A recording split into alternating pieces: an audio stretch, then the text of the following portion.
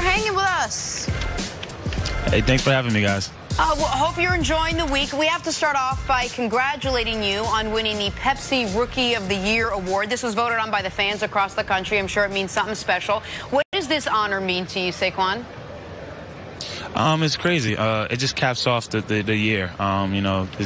I get to come to work every single day, be a New York Giant, live my dream, play in the NFL, and then at the end of the year get voted on NFL Pepsi Rookie of the Year by the fans. So definitely got to say thank you to the fans, and also thank you to my teammates and everyone that helped me get put in this position. Saquon, Chris and I got to see you play in person in college football at Ohio State, a game that you started off with a kick return touchdown. And when you guys were warming up, didn't have your jerseys on, it was pretty clear who the best player on the field was just from watching you.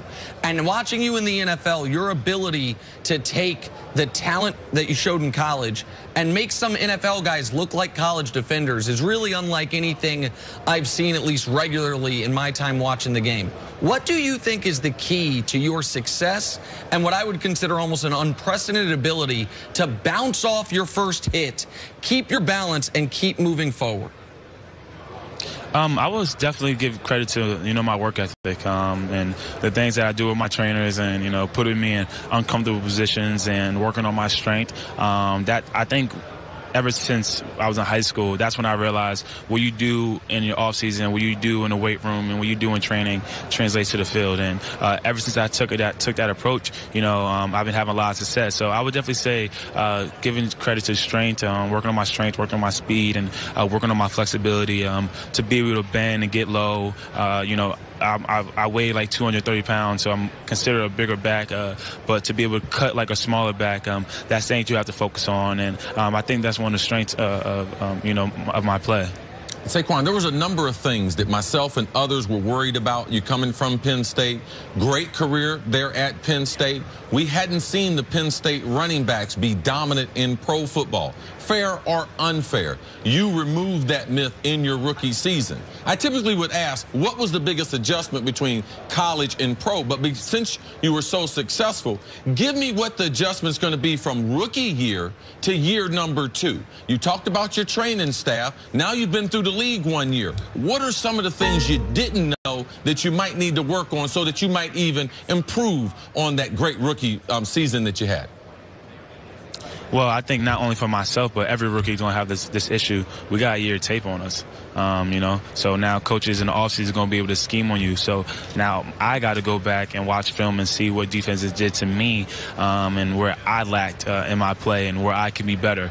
So obviously watch film, watch every play I have, learn from the good things I did, and also learn from the mistakes that I made, and watch, like I said, watch how defenses attacked me. And when defense did have more success against me, what were they doing? What were their fronts? Were they slanting? Or to blitzing more, figure those things out, and then challenge is to elevate my game to another level. And what I mean that, not just talking about only on the field, with leadership also, and also elevating the others around me. And that's going to be the two biggest challenges that I'm much more than willing to take on. And I believe if I can figure those things out, I can have even a better year. All right, Saquon, I got to ask, toughest defense you faced this season. Which team got out there and you went, whoa? I was not quite prepared for that. Who surprised you the most? I would say it has to be the first game of the year against Jacksonville. What they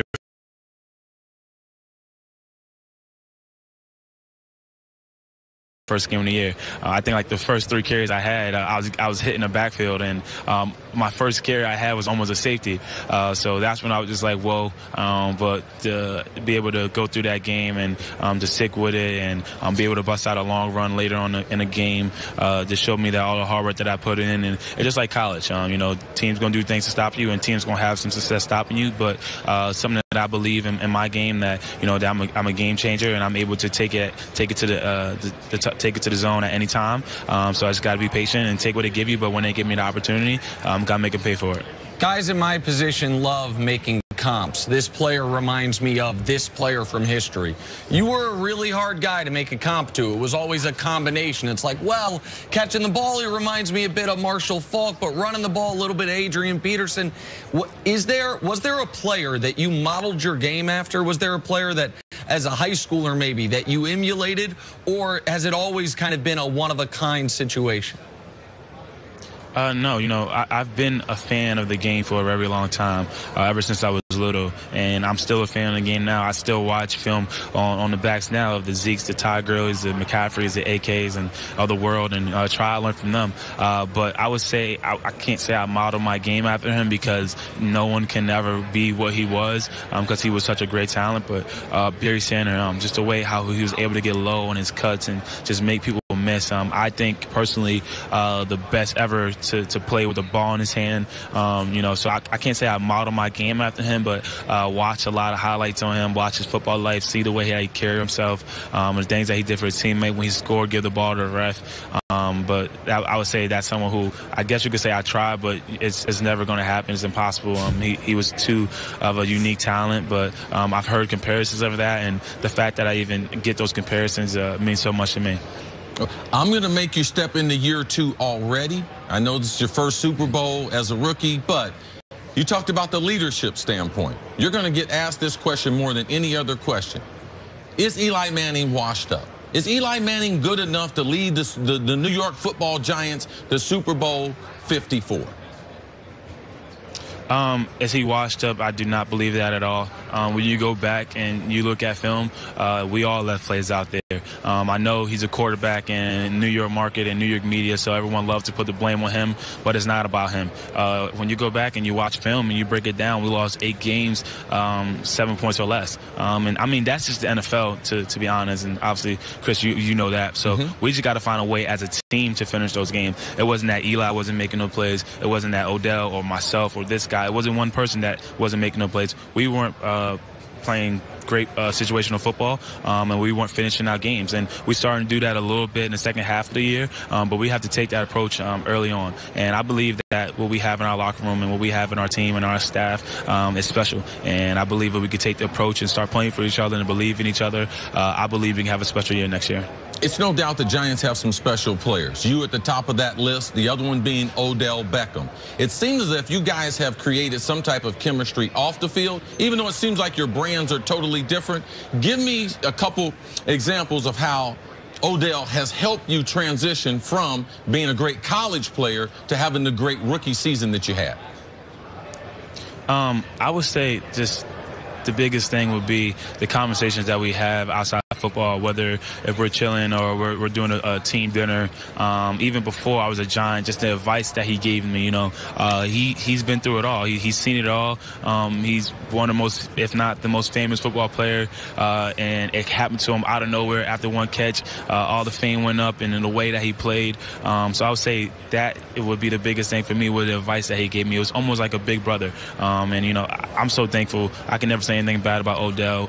He's helped me so much in my life, not only on the football field, but in my life, and continue to help me grow and continue to learn from him. And like you said, he's a special talent, and I believe that me, him, and with the help of our teammates and our coaches, we could be a special duo and a special team.